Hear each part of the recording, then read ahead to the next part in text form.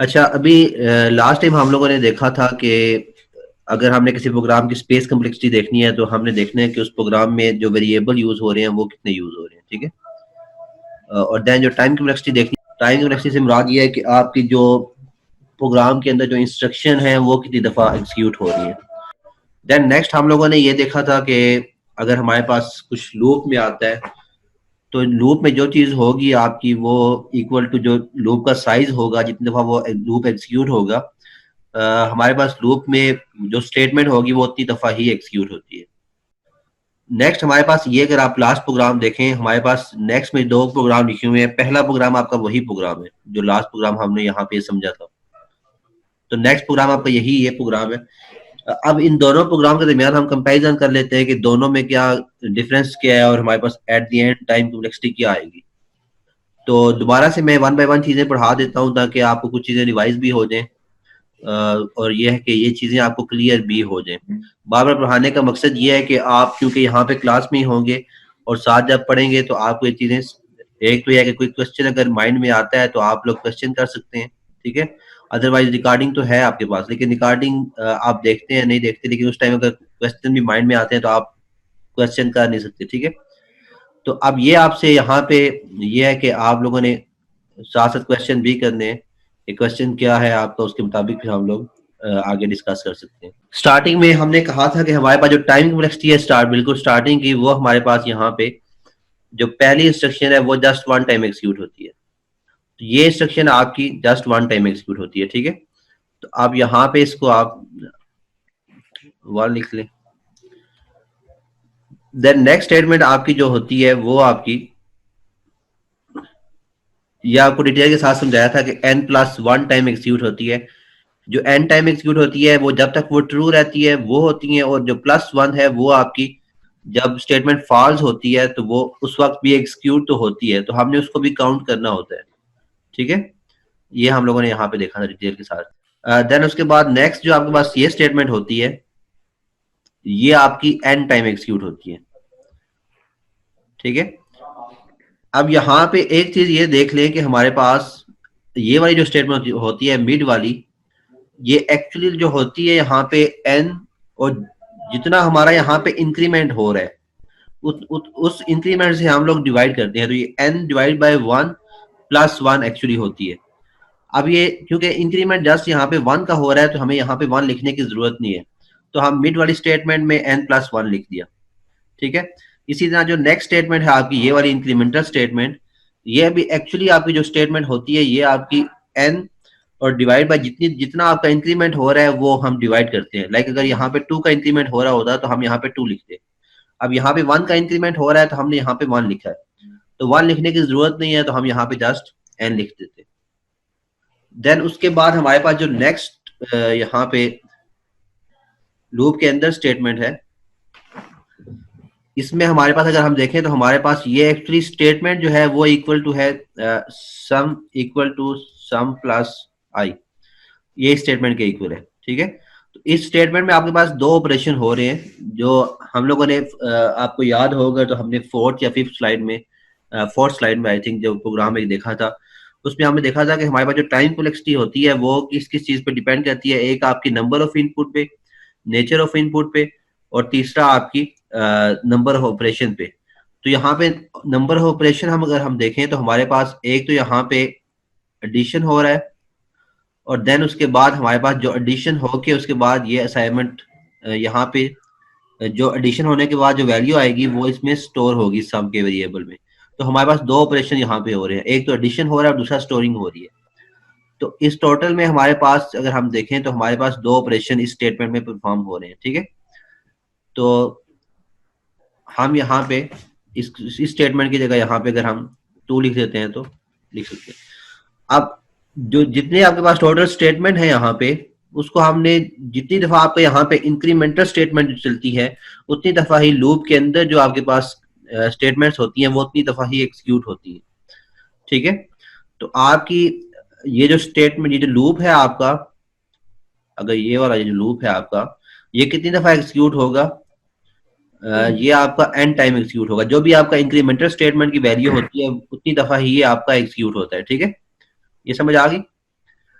तो अब यहाँ पे वन बाय वन अगर हम इसको सॉल्व करते हैं तो आपको एक चीज ये बताई थी कि आप यहाँ पे जो लूप है हमारे पास, इसमें से जो सबसे बड़ी वैल्यू है जस्ट उसको भी लिख सकते हैं और सारे को भी लिख सकते हैं। तो हम स्टार्टिंग में सबका सब लिख के देख लेते हैं। तो हमारे पास जो फॉर लूप है उसकी वैल्यू हमारे पास 1 plus n plus 1 plus n है। जो हमारे पास लूप की तीनों स्टेटमेंट है वो ये हमारे पास है। और देन उसके बाद ये वाली जो दो स्टेटमेंट है आपकी, ये जो दो ऑपरेशन है ये कितनी दफा एग्जीक्यूट होंगे, कितनी दफा परफॉर्म होंगे, एन टाइम परफॉर्म होंगे। तो इसको हम 2 को n से मल्टीप्लाई कर देते हैं। ठीक है, तो आपके ये जो 2n है ये आपका लूप के अंदर जो स्टेटमेंट है वो उतनी दफा एग्जीक्यूट होगी। तो इसको आप प्लस करते हैं जो आपके पास टोटल फॉर लूप का एग्जीक्यूशन टाइम होता है। अब यहाँ पे इसको सॉल्व करें तो ये हमारे पास 2n plus 2 plus 2n and equal to 4n plus 2 आता है। और इसमें जो हमारे पास सबसे बड़ा फंक्शन है, एक कांस्टेंट है हमारे पास और दूसरा हमारे पास n है। तो जो सबसे बड़ा फंक्शन है जस्ट हम उसको यहाँ पे इंपोर्टेंस देते हैं, उसको उस पर डिपेंडेंट होती है टाइम कॉम्प्लेक्सिटी आपकी। तो इसको आप बिग ऑफ n लिख सकते हैं। ठीक है, क्योंकि बड़ा फंक्शन हमारे पास n ही है। देन इसी तरह अगर हम दूसरा देखें तो हमारे पास जो आपको कहा गया है कि जो फॉर लूप में आपके पास होता है सबसे बड़ी वैल्यू, जस्ट अगर हम उसको भी देख लेते हैं तो फिर भी हमारे पास काफी है। ठीक है, बाकी हम वैल्यू को इग्नोर कर सकते हैं। लाइक यहाँ पे अगर हम देखें तो हमारे पास लूप के अंदर सबसे बड़ी जो स्टेटमेंट है वो n प्लस 1 है। 1 है, n है और n प्लस 1। तो जस्ट मैं n प्लस 1 ही अगर लिखता हूँ तब भी ओके है। और देन उसके बाद जो लूप के अंदर आपके पास यहाँ पे एग्जीक्यूशन हो रही है वो 2n है, तो प्लस 2n कर देता हूँ। इसको मैं सॉल्व करता हूँ तो 3n प्लस 1। और देन इसमें से भी आपके पास जो सबसे बड़ा आपके पास फंक्शन है वो n ही है, तो आप इसको बिग ऑफ n लिख सकते हैं। इट मीन के दोनों तरीकों से जब हम लोगों ने सारे का सारा यहाँ पे लूप का लिखा तब भी आपके पास बिग ऑफ n ही आंसर आ रहा है, और अगर जस्ट बड़ी स्टेटमेंट लिखती है तब भी आपके पास n ही आंसर आ रहा है। तो यहाँ पे बड़ी स्टेटमेंट लेने का आपका एक्चुअली फायदा क्या है कि एक तो शॉर्ट वे से हो जाएगा, दूसरा ये है कि एट दी एंड हमने जो सबसे बड़ा फंक्शन होता है हमारे पास वही हम लोगों ने काउंट करना होता है। ठीक है, बाकी ऐसा काउंट करने की जरूरत नहीं है। तो ये पॉइंट समझ आ गया? किसी को ना समझ आया हो तो पूछ सकते हैं। अब नेक्स्ट अगर हम यहाँ पे देखें तो इस प्रोग्राम में हमारे पास यहाँ पे ये स्टेटमेंट जो है जस्ट वन टाइम एग्जीक्यूट होगी। ठीक है, देन नेक्स्ट स्टेटमेंट हमारे पास आती है ये वाली। अब ये स्टेटमेंट आपको बताया है कि हमारी ये एक्चुअल स्टेटमेंट जो है वो हमारे पास n प्लस 1 है।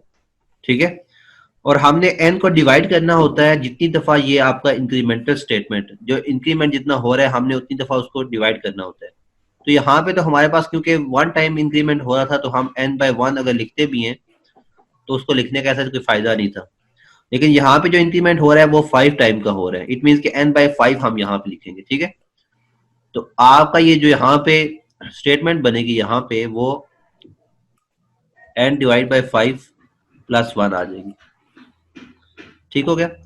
देन नेक्स्ट आपका जो इंक्रीमेंट हो रहा है वो भी आपका इसी तरह ही होगा कि आपने देखना होता है कि आपके एक्चुअल जो आपके पास वैल्यू है वो n होती है। ठीक है, आप साथ आपने देखना है कि आपके पास इंक्रीमेंट कितने का हो रहा है। तो आपके पास इंक्रीमेंट कितने का हो रहा है? 5 का हो रहा है, तो आप n डिवाइड बाय 5 कर देंगे तो आपके पास ये जो वैल्यू आ जाएगी वो n डिवाइड बाय 5 आ जाएगी। ठीक हो गया। देन उसके बाद आपके पास ये स्टेटमेंट है। अब ये लूप कितनी दफा आपके पास ये लूप जो है चलेगा, जिस तरह आपके पास आपको बताया कि ये लूप जो चलता है आपका, ये जितनी दफा आपके पास इंक्रीमेंटल स्टेटमेंट चलती है उतनी दफा ही आपका लूप चलता है। तो आपकी incremental statement n divide by 5 time चलेगी, तो आप यहाँ पे इसको n डिवाइड बाय 5 कह दें। ठीक है, आपकी ये स्टेटमेंट इतनी दफा चलेगी। अब ये स्टेटमेंट में कितने ऑपरेशन हो रहे हैं वो आपके यहाँ पे 2 ऑपरेशन हो रहे हैं। अब ये 2 ऑपरेशन कितनी दफा होंगे वो n डिवाइड बाय 5 से मल्टीप्लाई कर लेंगे तो आपके एक्चुअल वैल्यू आ जाएगी, आपका रिजल्ट आ जाएगी। तो अब यहाँ पे भी हम लोग ये करते हैं कि इसमें से सबसे बड़ी वैल्यू आपके पास कौन सी है? n divide by 5 plus 1। तो आप यहाँ पे n डिवाइड बाय 5 प्लस 1 लिख लें।